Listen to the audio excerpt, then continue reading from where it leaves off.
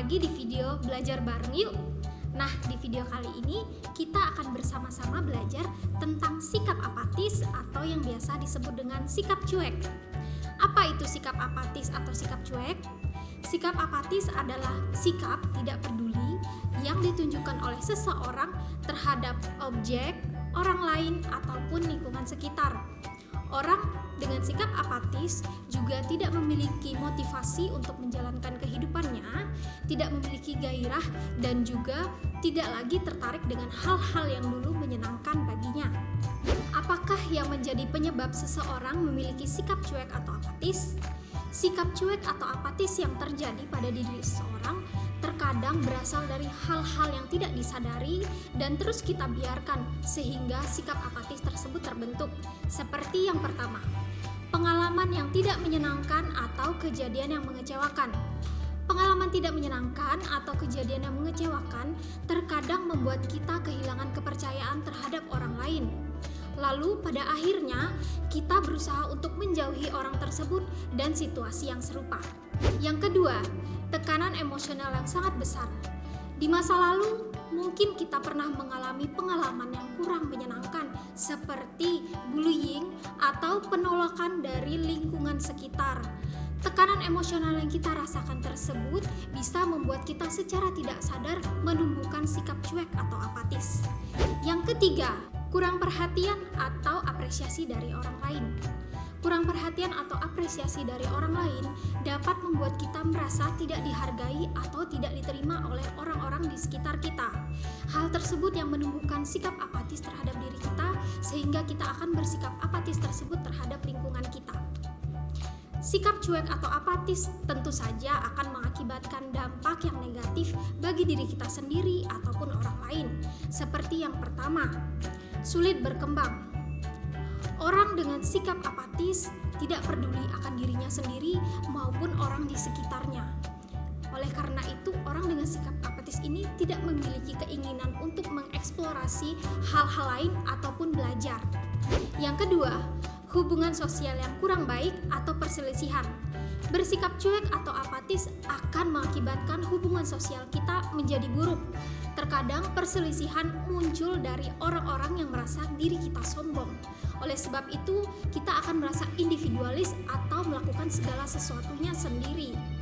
Hal ini terlihat sederhana, namun perlu kita sadari, sampai kapan kita terus melakukan segala sesuatunya sendiri? Suatu saat, kita perlu bantuan orang lain. Oleh sebab itu, kita perlu menumbuhkan relasi yang sangat baik dengan orang di sekitar kita. Dan relasi tersebut harus kita pelajari dan kita lakukan dari sekarang. Yang ketiga, mempengaruhi orang lain untuk menjadi cuek atau apatis. Tanpa kita sadari, bersikap cuek atau apatis terhadap orang lain akan membuat tekanan emosional terhadap orang tersebut, seperti sedih, kecewa, ataupun sakit hati. Ketika sudah merasakan tekanan emosional, maka akan memperbesar kemungkinan orang tersebut juga akan melakukan sikap apatis atau cuek terhadap orang lain di sekitarnya. Nah, kemudian ada beberapa cara atau tips yang bisa kita lakukan untuk menghindari sikap apatis. Yang pertama, memahami bahwa manusia juga adalah makhluk sosial. Memang ada waktunya sesuatu kita perlu lakukan sendiri tanpa bantuan orang lain. Namun harus kita sadari bahwa kita hidup di dunia ini tidak sendirian.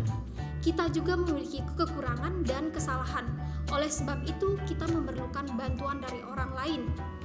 Yang perlu kita lakukan adalah berinteraksi dengan orang di sekitar kita sehingga orang tersebut dapat membantu kita. Yang kedua, belajar untuk menerima, memaafkan, dan move on dari pengalaman pahit yang kita rasakan. Pengalaman emosional yang tidak menyenangkan akan memunculkan sikap cuek atau apatis sebagai bentuk penghindaran kita terhadap situasi tersebut. Dengan begitu, untuk menghindari adanya perilaku apatis tersebut, kita perlu membentuk pola pikir, yaitu pola pikir positif. Misal, karena peristiwa tersebut, saya menjadi lebih bertanggung jawab akan tugas-tugas. Atau karena peristiwa tersebut, saya menjadi lebih waspada ketika bertemu dengan orang baru. Dengan kita memiliki pola pikir yang lebih positif, kita bisa memiliki atau mempelajari sesuatu yang baik pada pengalaman kita yang buruk. Secara tidak langsung, hal ini juga akan mempengaruhi perasaan kita terhadap peristiwa tersebut. Sebelumnya, ketika kita memikirkan hal itu, maka perasaan yang muncul adalah perasaan yang negatif seperti sedih, marah, kecewa, dan lain-lain. Namun, setelah kita belajar untuk lebih memiliki pola pikir yang positif, maka perasaan yang muncul juga akan merupakan perasaan yang positif. Ketika kita terbiasa melakukan hal ini, maka kita dapat melihat hal-hal yang terjadi dalam hidup kita dengan lebih positif. Kita harus ingat bahwa pikiran, perasaan, dan perilaku akan saling mempengaruhi. Jika ada perilaku negatif yang muncul pada diri kita, maka kita perlu melihat kembali bagaimana pikiran dan perasaan kita. Sekian video belajar bareng yuk kali ini. Semoga video ini bermanfaat dan akan mengubah kita untuk lebih baik setiap harinya. Terima kasih dan jangan lupa untuk tetap sehat dan bahagia. Sampai jumpa di video berikutnya.